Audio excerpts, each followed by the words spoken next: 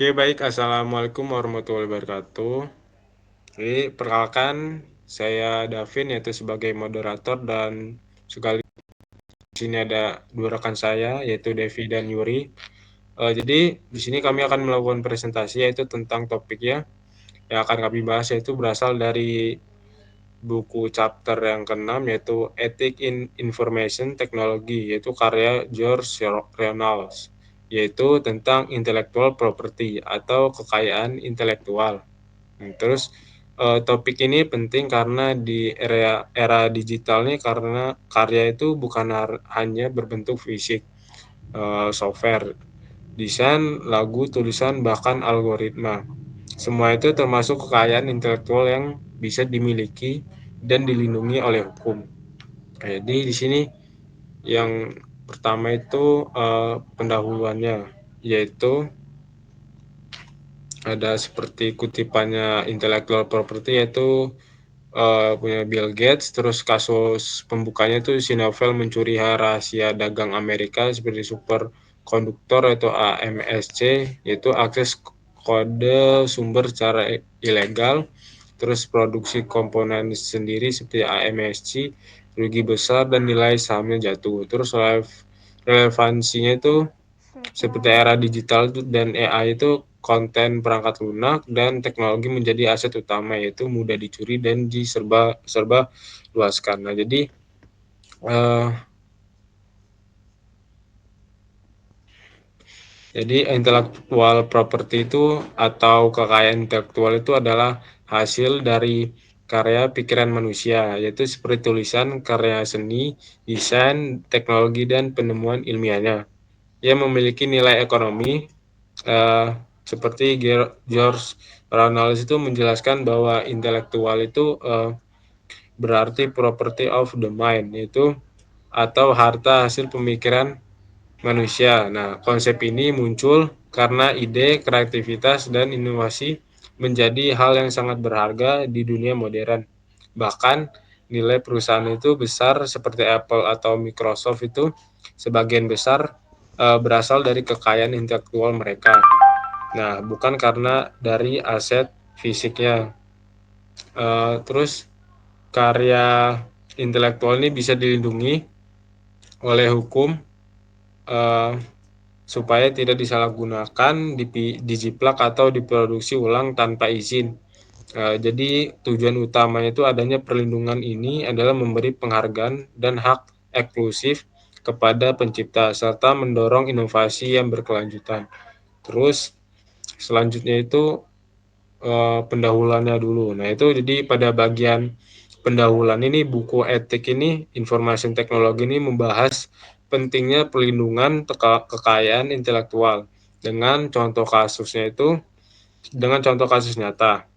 Nah, seperti Bill Gates itu pernah mengatakan intellectual property has the shelf life of a banana, yaitu yang berarti nilai dari dari kekayaan intelektual itu bisa cepat hilang jika tidak dijaga dengan baik.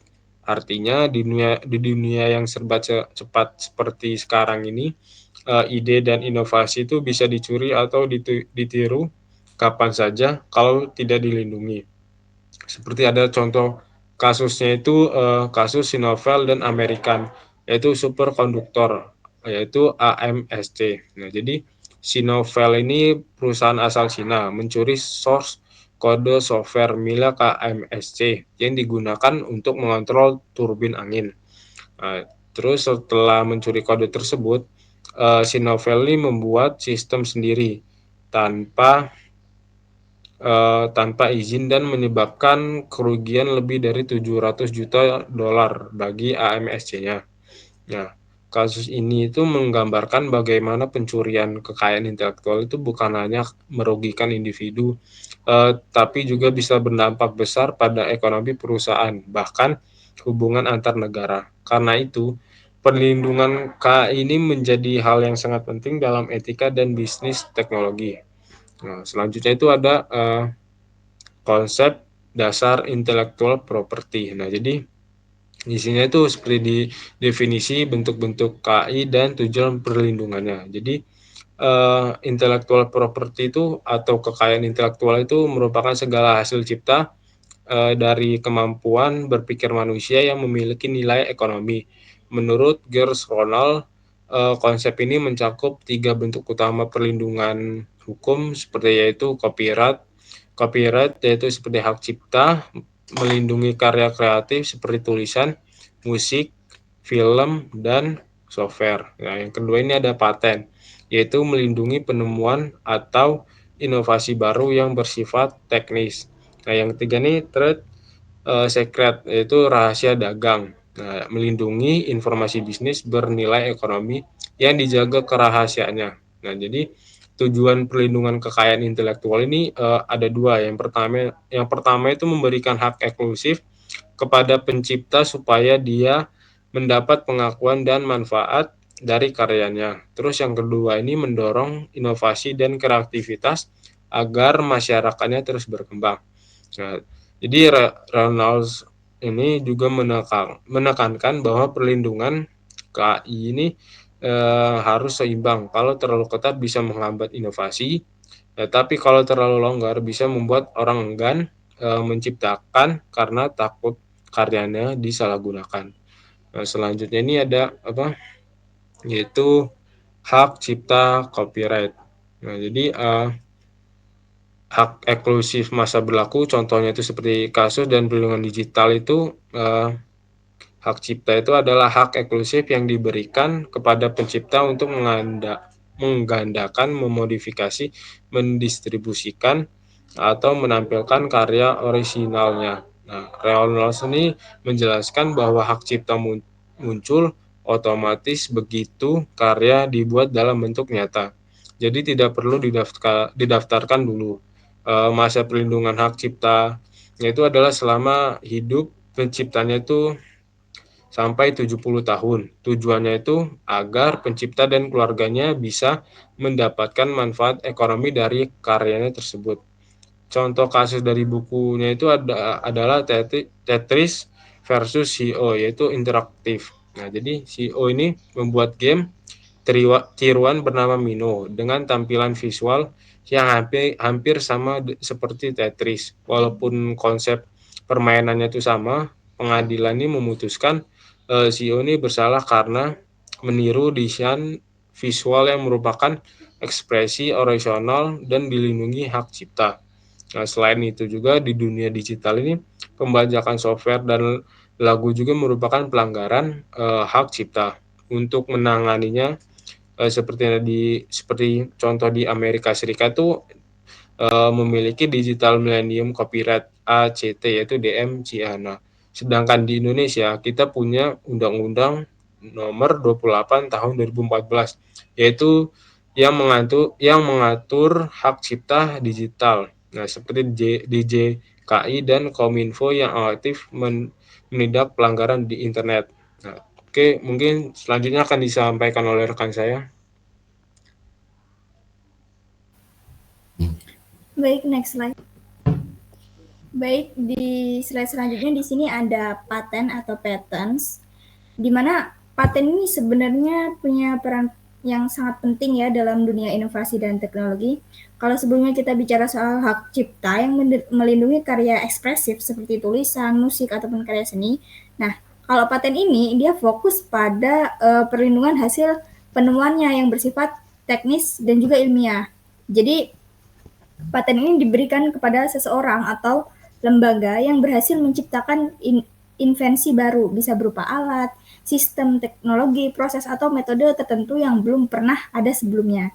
Tujuan utama dari paten itu untuk memberikan hak eksklusif kepada penemu atau inovator, di mana artinya hanya mereka nih yang berhak memproduksi, menjual ataupun menggunakan hasil temuannya tersebut. Ini sangat penting banget karena dengan adanya hak paten, seorang penemu itu jadi punya jaminan hukum dan ekonomi. Ide-idenya itu jadi tidak bisa sembarang ditiru ataupun dijual orang lain tanpa izinnya. Tapi tentu saja untuk mendapatkan paten ini tidak mudah. Ada 3 syarat utama yang harus dipenuhi. Yang pertama itu ada baru atau novel, di mana invensi tersebut harus benar-benar baru dan belum pernah dipublikasikan dimanapun dan kapanpun. seperti sebelumnya. Yang kedua itu bermanfaat atau useful, di mana harus punya manfaat nyata, bisa digunakan dalam kegiatan industri ataupun kehidupan masyarakat. Yang ketiga itu tidak obvious, di mana penemuan itu tidak boleh hal yang sudah jelas atau hanya memodifikasi kecil dari sesuatu yang sudah pernah ada.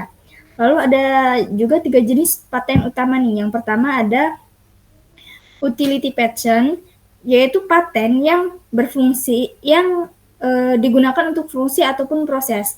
Misalnya sistem pengisian baterai cepat atau mekanisme mesin tertentu. Lalu yang kedua ada desain paten, itu untuk melindungi bentuk atau tampilan luar suatu produk. Contohnya nih kayak desain body smartphone atau bentuk sepatu yang unik gitu. Lalu ada plan paten, di mana ia digunakan untuk melindungi hasil rekayasa tanaman yang baru, misalnya tanaman hibrida hasil persilangan gitu. Sedangkan di Indonesia sendiri, aturan mengenai paten itu diatur dalam Undang-Undang Nomor 13 Tahun 2016 tentang paten. Bahkan di sini juga dikenal istilah paten sederhana, yaitu paten untuk inovasi kecil yang tidak kompleks tapi tetap berguna. Misalnya kayak alat bantu sederhana yang diciptakan oleh petani ataupun mahasiswa untuk memudahkan pekerjaan tetapi punya nilai inovasi yang tinggi. Contoh penerapan di Indonesia, fitur algoritma di aplikasi Gojek ataupun Grab, seperti sistem penentuan rute otomatis dan estimasi waktu tempuh gitu.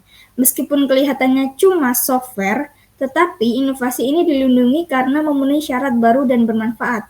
Sementara di tingkat global, kasus yang paling terkenal adalah Apple versus Samsung, di mana Apple ini menuduh Samsung meniru desain dan teknologi pada smartphone mereka. Setelah melalui proses yang sangat panjang di pengadilan, Apple ini akhirnya menang dan mendapatkan ganti rugi sekitar 1,1 miliar dolar Amerika Serikat. Dari situ kita bisa lihat bahwasanya perlindungan paten bukan hanya soal hukum, tetapi juga soal penghargaan terhadap kerja keras dan kreativitas. Tanpa perlindungan paten, para inovator bisa kehilangan motivasi untuk berinovasi karena idenya ini bisa mudah dicuri ataupun dijeblok oleh pihak lain. Paten adalah bentuk perlindungan yang mendorong inovasi dan memberikan keadilan ekonomi bagi penemu. Dengan sistem paten yang kuat, negara juga diuntungkan karena muncul lebih banyak penemuan yang bisa dikembangkan untuk kemajuan industri dan masyarakat. Next slide. Di sini ada rahasia dagang atau trade secret. Kalau paten itu dilindungi melalui pendaftaran dan dokumen resmi, maka rahasia dagang ini sifatnya tertutup dan dijaga secara internal oleh perusahaan atau individu tersebut.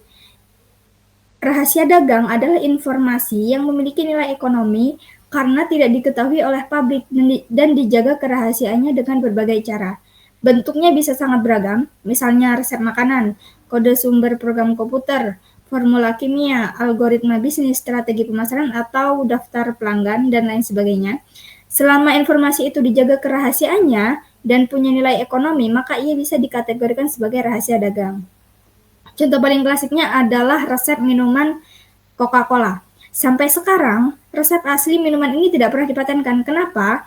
Karena kalau dipatenkan, maka formulanya harus dipublikasikan dan secara otomatis semua orang bisa tahu. Makanya perusahaan Coca-Cola itu memilih untuk menjaga resepnya sebagai rahasia dagang. Sedangkan di Indonesia sendiri, perlindungan rahasia dagang itu diatur dalam Undang-Undang Nomor 30 Tahun 2000 tentang rahasia dagang.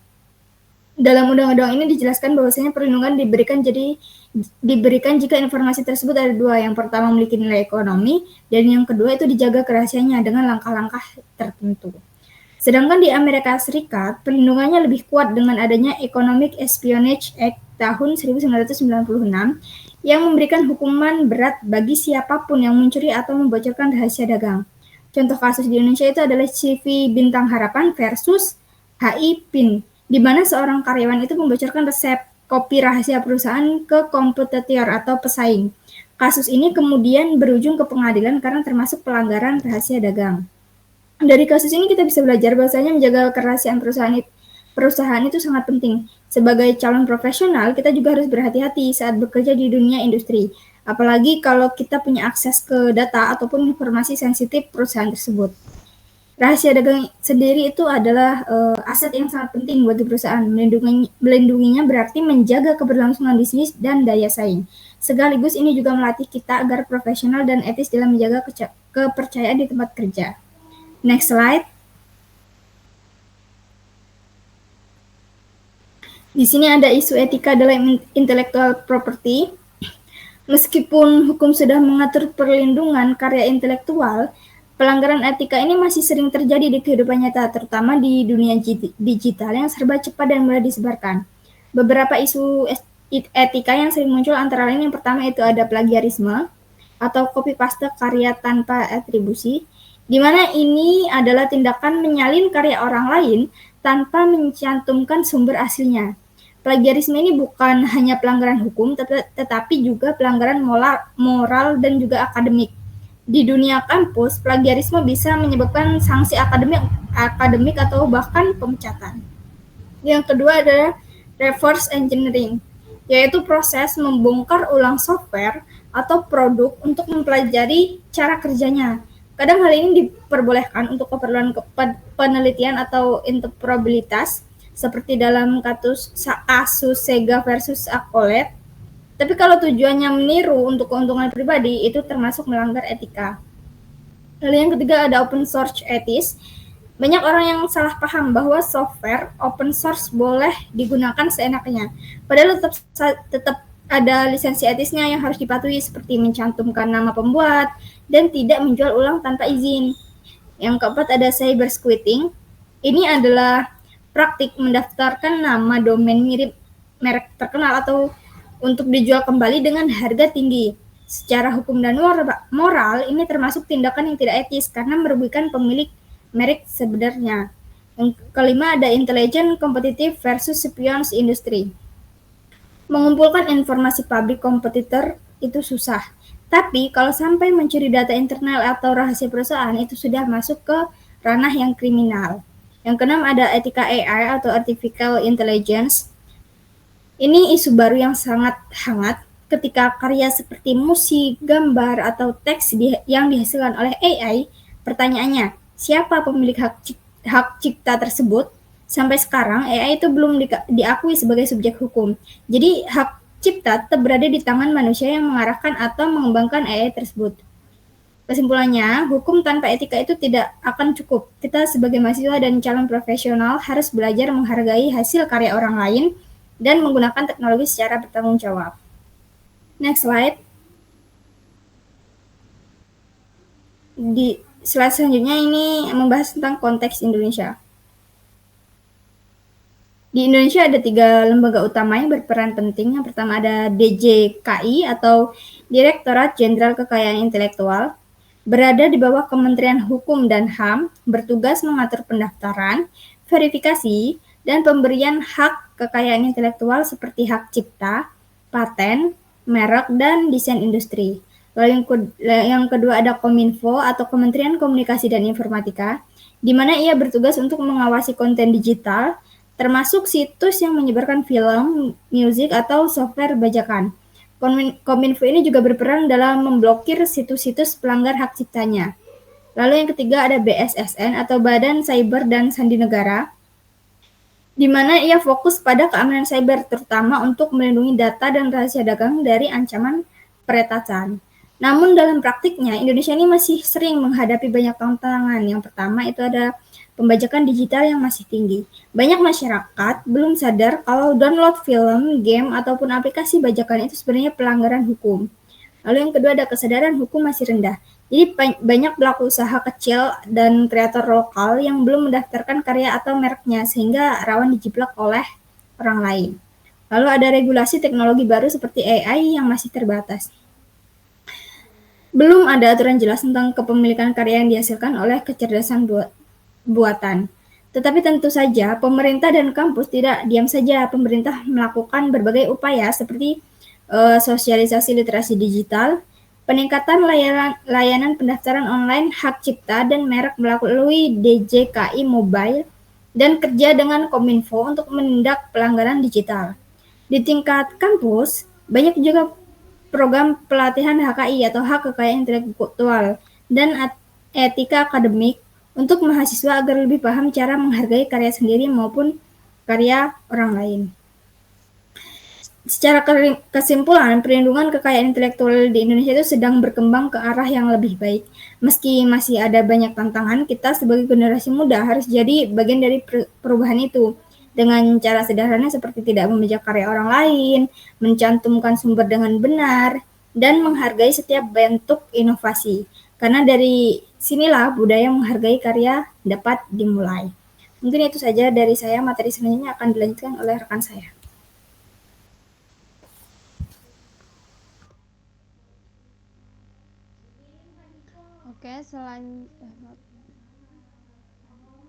Oke, selanjutnya di sini kita akan masuk ke dalam studi kasus akhir tentang yaitu kasusnya AI dan hak cipta digital.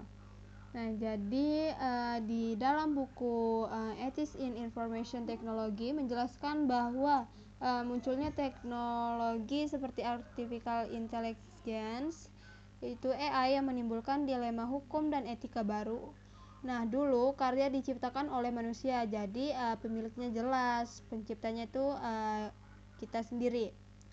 Nah, lalu tapi sekarang kita punya sistem AI yang bisa menulis artikel, menggambarkan ilustrasi, membuat lagu, bahkan menciptakan kode program. Nah, semuanya itu tanpa campur tangan manusia secara langsung. Nah, di sini pertanyaan hukum. Nah, jadi siapa pemilik karya yang dibuat oleh AI seperti gambar, teks, musik? Nah, jadi menurut hukum saat ini yaitu baik di Amerika Serikat maupun di Indonesia, AI tidak dapat dianggap sebagai subjek hukum. Nah, artinya AI tidak bisa menjadi hak cipta dalam hukum hak cipta.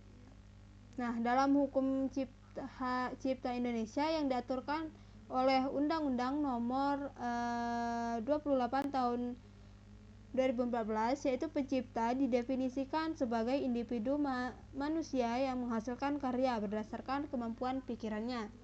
Nah, jadi karya yang dihasilkan oleh AI bisa dimiliki oleh manusia yang mengoperasikan atau mengarahkan AI tersebut. Nah, seperti kepemilikan itu tergantung kepada seberapa besar kontribusi kreatif manusia dalam prosesnya.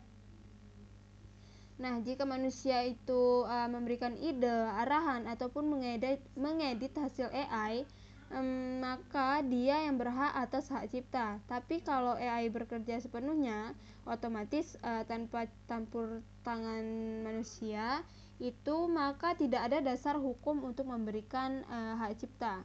Nah, Reynolds juga menekan bahwa masalah ini akan menjadi isu etika besar di masa depan. Nah, kenapa?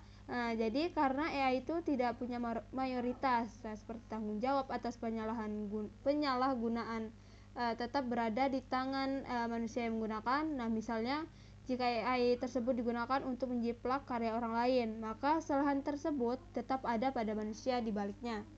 Nah, jadi oleh karena itu kita perlu dibuat kebijakan baru yang jelas agar hukum ini bisa menyesuaikan diri dengan perkembangan teknologi cerdas ini. Oke, slide selanjutnya. Nah, selanjutnya di sini ada ringkasan, yaitu KI meliputi hak cipta, paten, rahasia dagang, yaitu pentingnya untuk inovasi dan ekonomi digital. Perlindungan KI, kombinasi hukum, etika, dan kesadaran masyarakat. Tantangan baru muncul dari teknologi dan globalisasi. Nah, jadi menurut Reynolds, jadi kekayaan intelektual tersebut terdiri dari 3 pilar, yaitu copyright, hak cipta, paten, lalu trade secret, yaitu rahasia dagang. Nah, jadi ketiganya itu berfungsi untuk melindungi karya, ide, dan inovasi agar tidak disalahgunakan. Nah, jadi untuk tujuan akhirnya bukan hanya sekedar menegakkan hukum saja, tetapi juga membangun budaya menghargai kreativitas manusia. Nah, perlindungan KI juga mendorong orang untuk berinovasi karena tahu bahwa karya bahwa karya perlindungan KI tersebut tidak akan efektif jika tanpa beretika. Nah, disinilah pentingnya kita untuk kesadaran moral. Nah, jadi agar kita tuh tidak hanya mematuhi hukum, tapi juga menghormati nilai-nilai kejujuran, tanggung jawab, dan integritas. Nah, jadi dalam era digital dan kecerdasan buatan ini, tantangan baru terus bermunculan, tapi prinsip dasarnya tetap sama, yaitu menghormati karya orang lain adalah bagian etika profesional yang harus kita jaga sebagai calon ahli teknologi informasi. Nah, jadi perlindungan KI tersebut adalah sebuah kombinasi antara hukum yang kuat, etika yang tinggi, dan kesadaran masyarakat untuk menjaga keadilan dan berkelanjutan berinovasi. Oke, selanjutnya untuk slide-nya. Nah, di sini ada pertanyaan diskusi. Nah, yang pertama ini ada, apakah AI dapat menjadi pencipta sah secara hukum? Nah, jadi menurut buku, yaitu menurut George Reynolds, jadi sistem hukum kekayaan intelektual itu masih berpusat pada manusia sebagai subjek hukum. Nah, jadi artinya itu yang diakui sebagai pencipta ataupun penemu sahnya adalah individu ataupun sekelompok manusia, bukan mesin program komputer. Nah, jadi AI itu dapat membantu proses penciptaan. Nah, tetapi tidak bisa diakui sebagai pemilik hak cipta. Nah, karena karena AI itu tidak memiliki kesadaran, niat, ataupun tanggung jawab moral. Jadi kepemilikan hak cipta dari karya AI itu jatuh kepada manusia yang mengembangkan atau melatih sistem AI tersebut, ataupun memberikan perintah atau menentukan hasil akhirnya. Nah, contohnya itu kayak jika kita menggunakan AI ART generator untuk membuat desain, hak cipta desain itu, nah, jadi tetap dimiliki oleh pengguna atau pengembangnya, bukan oleh AI itu sendiri. Nah, jadi kesimpulan dari jawaban nomor 1 itu, hingga saat ini AI tidak dapat menjadi pencipta sah secara hukum. Nah, karena hukum hak cipta masih mengakui manusia sebagai subjek hukum utama. Oke, selanjutnya untuk pertanyaan yang kedua, mengapa pelanggaran KI banyak terjadi di sektor digital? Nah, jadi jawaban itu ada di buku pada halaman 234 sampai 238.